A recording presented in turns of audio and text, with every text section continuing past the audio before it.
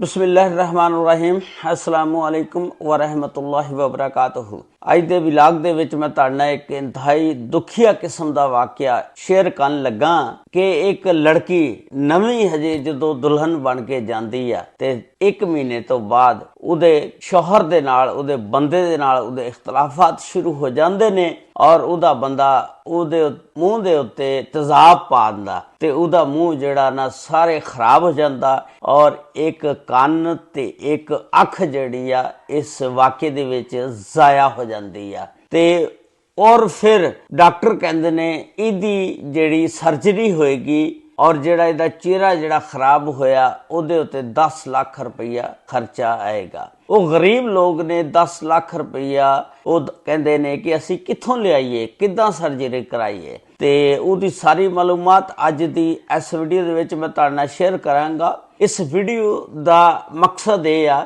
ਕਿ ਇਹਦੇ ਤੋਂ ਤੁਸੀਂ ਕੋਈ ਸਬਕ ਹਾਸਲ ਕਰ ਸਕੋ ਔਰ ਲੋਕਾਂ ਦੀ ਮਾਲੂਮਾਤ ਦੇ ਵਿੱਚ ਇਲਮ ਦੇ ਵਿੱਚ ਇਜ਼ਾਫਾ ਹੋ ਸਕੇ ਕਿ ਸਹੁਰਿਆਂ ਦੇ ਘਰ ਜਾ ਕੇ ਇਸ ਤਰ੍ਹਾਂ ਦੇ ਵੀ ਵਾਕਿਆਤ ਹੋ ਸਕਦੇ ਨੇ। ਇਹ ਵਾਕਿਆ ਐਸਲਾਬਾਦ ਦੀ ਤਹਿਸੀਲ ਸਮੁੰਦਰੀ ਦਾ ਵਾਕਿਆ ਆ। ਉੱਥੇ ਹਾਊਸਿੰਗ ਕਲੋਨੀ ਨੰਬਰ 1 ਆ, ਉੱਥੇ ਦਾ ਇਹ ਵਾਕਿਆ। ਉੱਥੇ ਇੱਕ ਫੈਮਿਲੀ ਰਹਿੰਦੀ ਆ, ਉਸ ਫੈਮਿਲੀ ਦੇ ਸਰਬਰਾਹ ਦਾ ਨਾਮ ਸੀ ਵਾਰਿਸ ਦੀ ਬੀਵੀ ਦਾ ਨਾਮ ਸੀ ਫਰਹਾਨਾ ਔਰ ਇਸ ਲੜਕੀ ਦਾ ਨਾਮ ਸੀ ਈਸ਼ਾ। ਉਹਦੀਆਂ ਆ ਤਸਵੀਰਾਂ ਮੈਂ ਤੁਹਾਨੂੰ ਵਿਖਾ ਰਿਹਾ, ਦੇਖ ਲਓ। ਬਹੁਤ ਹੀ ਖੂਬਸੂਰਤ ਲੜਕੀ ਆ, ਅੱਲਾਹ ਤਾਲਾ ਨੇ ਉਹਨੂੰ ਬੜਾ ਹੁਸਨ ਦਿੱਤਾ। ਤੇ ਜਿਹੜੀ ਫਰਹਾਨਾ ਆ ਨਾ, ਇਹ ਘਰਾਂ ਦੇ ਵਿੱਚ ਲੋਕਾਂ ਦੇ ਕੰਮ ਕਰਦੀ ਸੀ, ਬੰਗਲਿਆਂ 'ਚ, ਕੋਠੀਆਂ ਦੇ ਵਿੱਚ, ਕਿਉਂਕਿ ਇਹਦਾ ਜਿਹੜਾ ਸ਼ੌਹਰ ਸੀ ਵਾਰਿਸ ਉਹ ਗੁਰਦਿਆਂ ਦੇ ਮਸਾਇਲ ਦੇ ਵਿੱਚ ਮੁਬਤਲਾ ਸੀ, ਉਹਦੇ ਗੁਰਦੇ ਖਰਾਬ ਸੀ ਤੇ ਦੂਸਰਾ ਉਹਦੇ ਮੋਹਰੇ ਜਿਹੜੇ ਸੀ ਨਾ ਰੀੜ੍ਹ ਦੀ ਹੱਡੀ ਦੇ ਉਹ ਹਿੱਲ ਗਿਆ ਸੀ, ਕੰਮ ਨਹੀਂ ਸੀ ਕਰ ਸਕਦਾ ਉਹ, ਬਲਕਿ ਬਿਸਤਰ ਦੇ ਉੱਤੇ ਪਿਆ ਰਹਿੰਦਾ ਸੀ, ਬਹੁਤ ਮਜਬੂਰ ਸੀ, ਲਾਚਾਰ ਸੀ। ਉਹਦੀ ਬੀਵੀ ਜਿਹੜੀ ਸੀ 4 ਕੋਠੀਆਂ ਦੇ ਯਾਨੀ ਮੁਖਤਲਿਫ ਜਗ੍ਹਾ ਤੇ ਕੋਠੀਆਂ ਦੇ ਵਿੱਚ ਕੰਮ ਕਰਦੀ ਸੀ ਔਰ ਇਸ ਤਰ੍ਹਾਂ ਉਹ ਆਪਣੇ ਘਰ ਦਾ ਸਰਕਲ ਚਲਾਉਂਦੀ ਸੀ ਔਰ ਆਪਣੇ ਬੱਚੇ ਪਾਲ ਰਹੀ ਸੀ। ਈਸ਼ਾ ਜਦੋਂ ਜਵਾਨ ਹੋਈ ਤੇ ਉਹਨੇ ਨਾ ਇੱਕ ਕੋਠੀ ਦੇ ਵਿੱਚ ਜਿੱਥੇ ਕੰਮ ਕਰਦੀ ਸੀ ਬੰਗਲੇ ਤੇ ਆਪਣੀ ਮਾਲਕਣ ਦੇ ਨਾਲ ਗੱਲ ਕੀਤੀ ਕਿ ਮੈਂ ਆਪਣੀ ਬੇਟੀ ਈਸ਼ਾ ਦੀ ਸ਼ਾਦੀ ਕਰਨਾ ਚਾਹੁੰਦੀ ਹਾਂ, ਕੋਈ ਰਿਸ਼ਤਾ ਲੱਭ ਰਹੀ ਹਾਂ, ਅਗਰ ਕੋਈ ਰਿਸ਼ਤਾ ਤੁਹਾਡੀ ਨਜ਼ਰ 'ਚ ਹੋਵੇ। ਉਹ ਜਿਹੜੀ ਮਾਲਕਣ ਸੀ ਉਹ ਕਹਿਣ ਲੱਗੀ ਕਿ ਆਪਣਾ ਇੱਕ ਡਰਾਈਵਰ ਹੈ ਨਾ ਖਾਦਮ, ਬਹੁਤ ਅੱਛਾ ਲੜਕਾ, ਤੂੰ ਇਸ ਤਰ੍ਹਾਂ ਕਰੋ ਖਾਦਮ ਦੇ ਨਾਲ ਰਿਸ਼ਤਾ ਕਰ ਲਾ, ਉਹ ਅੱਛਾ ਲੜਕਾ ਆ। ਤੇ ਉਹਨੇ ਮਾਲਕਣ ਨੂੰ ਕਿਹਾ ਕਿ ਤੁਸੀਂ ਪੁੱਛ ਕੇ ਫਿਰ ਦੱਸੋ। ਉਹ ਮਾਲਕਣ ਨੇ ਫਿਰ ਖਾਦਮ ਦੇ ਘਰ ਵਾਲਿਆਂ ਦੇ ਨਾਲ ਰਾਬਤਾ ਕੀਤਾ। ਖਾਦਮ ਦੇ ਘਰ ਵਾਲਿਆਂ ਦੇ ਨਾਲ ਜਿਸ ਵੇਲੇ ਰਾਬਤਾ ਕੀਤਾ ਔਰ ਫਿਰ ਦੋਨਾਂ ਦੀ ਲਾਈਨ ਸਮਝੋ ਕਿ ਉਸ ਮਾਲਕਣ ਨੇ ਸਿੱਧੀ ਕਰਾਤੀ ਡਰਾਈਵਰ ਦੇ ਘਰ ਵਾਲੇ ਤੇ ਔਰ ਉਹ ਜਿਹੜੀ ਫਰਹਾਨਾ ਸੀ, ਇਹਨਾਂ ਦੋਨਾਂ ਦੀ ਲਾਈਨ ਸਿੱਧੀ ਹੋ ਜਾਂਦੀ ਆ। ਫਿਰ ਆਪਸ ਵਿੱਚ ਇਹ ਰਿਸ਼ਤਾ ਤੈਅ ਕਰ ਲੈਂਦੇ ਨੇ ਔਰ ਰਿਸ਼ਤਾ ਫਿਰ ਇਹ ਜਿਹੜਾ ਜਨਵਰੀ 2025 ਦੇ ਵਿੱਚ ਤੈਅ ਹੋ ਜਾਂਦਾ ਕਿ ਹੁਣ ਇਹਨਾਂ ਦੀ ਸ਼ਾਦੀ ਕਰ ਦਈਏ। ਜਨਵਰੀ 2025 ਦੇ ਵਿੱਚ ਫਿਰ ਇਹਨਾਂ ਦੀ ਸ਼ਾਦੀ ਹੋ ਜਾਂਦੀ ਆ। ਈਸ਼ਾ ਜਿਹੜੀ ਆ ਫਿਰ ਨਈ ਨਵੇਲੀ ਦੁਲਹਨ ਬਣ ਕੇ ਖਾਦਮ ਡਰਾਈਵਰ ਦੇ ਘਰ ਚਲੇ ਜਾਂਦੀ ਆ। ਠੀਕ 1 ਮਹੀਨੇ ਬਾਅਦ ਫਿਰ ਲੜਾਈ ਝਗੜੇ ਸ਼ੁਰੂ ਹੋ ਜਾਂਦੇ ਨੇ। ਜਿਹੜਾ ਖਾਦਮ ਡਰਾਈਵਰ ਆ ਇਹ ਟੋਟਲ 4 ਭਾਈ ਨੇ ਔਰ ਸਾਰੇ ਇਕੱਠੇ ਇੱਕੋ ਘਰ ਦੇ ਵਿੱਚ ਰਹਿੰਦੇ ਨੇ। ਤੇ ਖਾਦਮ ਡਰਾਈਵਰ 1 ਮਹੀਨੇ ਤੋਂ ਬਾਅਦ ਆਪਣੀ ਬੀਵੀ ਦੇ ਨਾਲ ਫਿਰ ਲੜਾਈ ਝਗੜੇ ਸ਼ੁਰੂ ਕਰ ਦਿੰਦਾ ਔਰ ਜਿਸ ਵੇਲੇ ਡਿਊਟੀ ਤੋਂ ਆਂਦਾ ਤੇ ਆਂਦਾ ਹੀ ਆਪਣੇ ਭਰਾਵਾਂ ਦੇ ਕਮਰਿਆਂ 'ਚ ਚਲ ਜਾਂਦਾ, ਭਰਜਾਈਆਂ ਦੇ ਵਿੱਚ। ਬੀਵੀ ਜਿਹੜੀ ਆਪਣੇ ਕਮਰੇ 'ਚ ਇਕੱਲੀ ਬੈਠੀ ਉਹਦਾ ਇੰਤਜ਼ਾਰ ਕਰਦੀ ਰਹਿੰਦੀ ਆ। ਤੇ ਖਾਦਮ ਜਿਹੜਾ ਇਹਨੇ ਖਰਚਾ ਦੇਣਾ ਵੀ ਬੰਦ ਕਰ ਦਿੱਤਾ। ਬਸ ਫਿਰ ਆਸਤਾ ਆਸਤਾ ਇਖਤਲਾਫਾਤ ਪੈਦਾ ਹੁੰਦੇ ਗਏ, ਬਹੁਤ ਜ਼ਿਆਦਾ ਇਖਤਲਾਫਾਤ ਵੱਧ ਗਏ। ਤੇ ਇੱਕ ਦਿਨ ਜਿਹੜੀ ਆ ਨਾ ਈਸ਼ਾ ਰੁੱਸ ਕੇ ਤੇ ਆਪਣੇ ਅੰਮੀ ਦੇ ਘਰ ਆ ਜਾਂਦੀ ਆ। ਜਿਸ ਵੇਲੇ ਆਪਣੀ ਅੰਮੀ ਦੇ ਘਰ ਆਉਂਦੀ ਆ, ਉਹਦੀ ਅੰਮੀ ਕਹਿੰਦੀ ਆ ਖੈਰ ਨਾ ਆਈਆਂ। ਉਹਨੇ ਫਿਰ ਸਾਰੀਆਂ ਗੱਲਾਂ ਦੱਸੀਆਂ ਕਿ ਇਸ ਤਰ੍ਹਾਂ ਮੇਰੇ ਨਾਲ ਹੁੰਦੀ ਆ ਤੇ ਮੇਰੇ ਨਾਲ ਉਹ ਚੰਗੀ ਤਰ੍ਹਾਂ ਬੋਲਦਾ ਵੀ ਕੋਈ ਨਹੀਂ ਖਾਦਮ ਤੇ ਮੈਨੂੰ ਟਾਈਮ ਵੀ ਕੋਈ ਨਹੀਂ ਦਿੰਦਾ, ਜਾਂਦਾ ਡਿਊਟੀ ਤੇ ਸੁਬਾਹ ਤੇ ਸ਼ਾਮ ਨੂੰ ਆਂਦਾ ਆਪਣੇ ਭਰਾਵਾਂ ਦੇ ਨਾਲ ਗੱਪਸ਼ਪ ਉਹਨਾਂ ਦੇ ਕਮਰੇ 'ਚ ਬਹਿ ਕੇ ਲਾਂਦਾ ਤੇ ਆ ਕੇ ਤੇ ਮੇਰੇ ਕਮਰੇ 'ਚ ਸਿਰਫ ਸੌਣ ਆਂਦਾ, ਆ ਕੇ ਤੇ ਸੋ ਜਾਂਦਾ। ਉਸ ਤੋਂ ਬਾਅਦ ਉਹਦੀ ਅੰਮੀ ਕਹਿੰਦੀ ਆ ਹੁਣ ਇਸ ਤਰ੍ਹਾਂ ਕਰਕੇ 5-6 ਮਹੀਨੇ ਹੋ ਗਏ ਨੇ ਸ਼ਾਦੀ ਨੂੰ, ਹਜੇ ਕੋਈ ਬੱਚਾ ਬੱਚੀ ਨਹੀਂ ਹੋਇਆ ਤੇ ਹੁਣੇ ਆਪਾਂ ਤਲਾਕ ਲੈ ਲਈਏ, ਮੈਨੂੰ ਲੱਗਦਾ ਇਹਨਾਂ ਦੇ ਨਾਲ ਸਾਡਾ ਨਿਭਾ ਨਹੀਂ ਹੋਣਾ ਹੈਗਾ।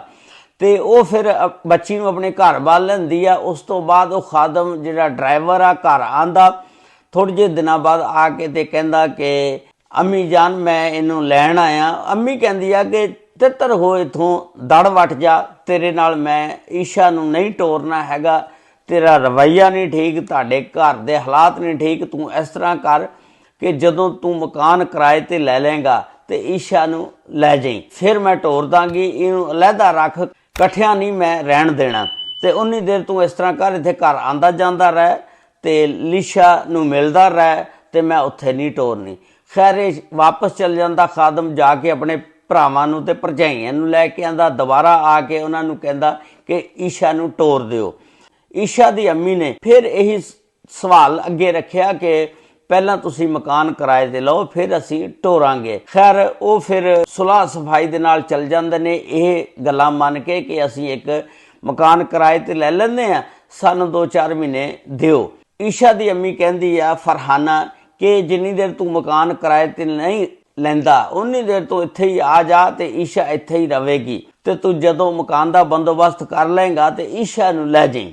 ਇਹ ਫਿਰ ਦੂਸਰੇ ਤੀਸਰੇ ਦਿਨ ਆਂਦਾ, ਯਾਨੀ 25 ਅਗਸਤ ਵਾਲੇ ਦਿਨ ਇੱਕ ਨਾ ਇਹਨੇ ਬੈਗ ਫੜਿਆ ਹੁੰਦਾ ਤੇ ਘਰ ਨੂੰ ਆ ਰਿਹਾ ਹੁੰਦਾ ਈਸ਼ਾ ਨੂੰ ਮਿਲਣ ਵਾਸਤੇ। ਈਸ਼ਾ ਜਿਹੜੀ ਆਪਣੇ ਕਮਰੇ 'ਚ ਬੈਠੀ ਹੁੰਦੀ ਆ ਤੇ ਈਸ਼ਾ ਦੇ ਕੋਲ ਚਲੇ ਜਾਂਦਾ ਤੇ ਜਾ ਕੇ ਤੇ ਉੱਥੇ ਬਹਿ ਜਾਂਦਾ। ਈਸ਼ਾ ਨੂੰ ਕਹਿੰਦਾ ਹਾਂ ਵੀ ਹੁਣ ਤੂੰ ਮੇਰੇ ਨਾਲ ਜਾਣਾ ਜਾਂ ਨਹੀਂ। ਈਸ਼ਾ ਕਹਿੰਦੀ ਕਿ ਤੈਨੂੰ ਦੱਸਿਆ ਤਾਂ ਹੈ, ਤੇ ਜਾ ਕੇ ਤੇ ਉੱਥੇ ਬਹਿ ਜਾਂਦਾ। ਈਸ਼ਾ ਨੂੰ ਕਹਿੰਦਾ ਹਾਂ ਵੀ ਹੁਣ ਤੂੰ ਮੇਰੇ ਨਾਲ ਜਾਣਾ ਜਾਂ ਨਹੀਂ। ਈਸ਼ਾ ਕਹਿੰਦੀ ਕਿ ਤੈਨੂੰ ਦੱਸਿਆ ਤਾਂ ਹੈ ਵੀ ਤੂੰ ਅਲੱਗਾ ਕਮਰਾ ਲੈ ਲੈ ਕਰ ਮਕਾਨ ਕਿਰਾਏ ਤੇ ਉੱਥੇ ਰਹਿੰਦੇ ਆ, ਤੇ ਇਸ ਤਰ੍ਹਾਂ ਮੈਂ ਨਹੀਂ ਜਾਣਾ ਹੈਗਾ।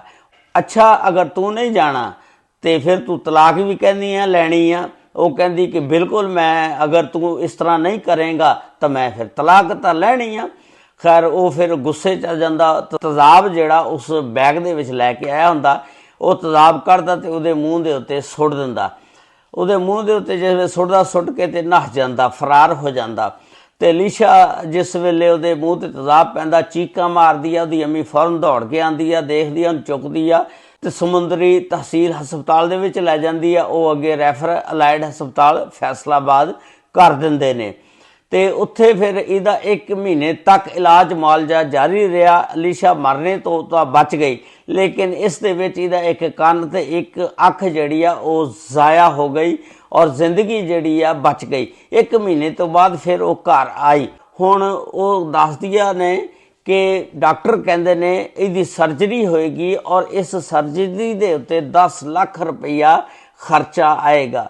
ਅਸੀਂ ਗਰੀਬ ਬੰਦੇ ਹਾਂ ਔਰ ਕਿਸ ਤਰ੍ਹਾਂ ਇਹ ਬਰਦਾਸ਼ਤ ਕਰਾਂਗੇ। ਲੀਸ਼ਾ ਮਰਨੇ ਤੋਂ ਤਾਂ ਬਚ ਗਈ, ਲੇਕਿਨ ਜ਼ਿੰਦਗੀ ਜਿਹੜੀ ਆ ਉਹ ਬਸ ਐਸੇ ਤਰ੍ਹਾਂ ਹੁਣ ਗੁਜ਼ਰੇਗੀ, ਕਿਉਂਕਿ ਨਾ 10 ਲੱਖ ਹੋਵੇਗਾ ਨਾ ਸਰਜਰੀ ਕਰਾਏਗੀ। ਚਿਹਰਾ ਵੀ ਸਾਰਾ ਖਰਾਬ ਹੋ ਗਿਆ। ਇਸ ਵਾक़ੇ ਤੋਂ ਇੱਕ ਸਬਕ ਨਸੀਹਤ ਹਾਸਲ ਕਰੋ ਕਿ ਹਮੇਸ਼ਾ ਰਿਸ਼ਤੇ ਕੋਈ ਦੇਖ ਕੇ ਕਰਿਆ ਕਰੋ। ਕੋਈ ਜਾਣਨੇ ਵਾਲੇ ਜਿਹੜੇ ਹੋਣ ਥੋੜ੍ਹੇ ਬਹੁਤੇ, ਉਹ ਨਾ ਹੋਵੇ ਕਿ ਇਸ ਤਰ੍ਹਾਂ ਹੀ ਰਿਸ਼ਤਾ ਕਰ ਦਿਓ ਜਿਨ੍ਹਾਂ ਨੂੰ ਬਿਲਕੁਲ ਤੁਸੀਂ ਜਾਣਦੇ ਨਹੀਂ, ਪਰਖਦੇ ਨਹੀਂ ਹੈਗੇ। ਬਾਅਦ ਦੇ ਵਿੱਚ ਫਿਰ ਇਸ ਤਰ੍ਹਾਂ ਦੇ ਜੰਜਾਲ ਦੇ ਵਿੱਚ ਬੰਦਾ ਫਸ ਜਾਂਦਾ। ਪੁਲਿਸ ਨੇ ਫਿਰ ਉਸ ਬੰਦੇ ਨੂੰ, ਖਾਦਮ ਡਰਾਈਵਰ ਨੂੰ ਗ੍ਰਿਫਤਾਰ ਕਰ ਲਿਆ। ਹੁਣ ਉਹਦੇ ਉੱਤੇ ਕੇਸ ਚੱਲੇਗਾ। ਬਾਕੀ ਅੱਲਾਹ ਤਾਲਾ ਸਭ ਤੇ ਰਹਿਮਤਾਂ ਫਰਮਾਏ। ਅੱਲਾਹ ਤਾਲਾ ਹਰ ਇੱਕ ਦੀ ਬੱਚੀ ਦੇ ਨਸੀਬ ਅੱਛੇ ਕਰੇ। ਦੁਆ ਇਹੀ ਕਰਨੀ ਚਾਹੀਦੀ ਆ। अस्सलामु अलैकुम व रहमतुल्लाहि व बरकातुहू।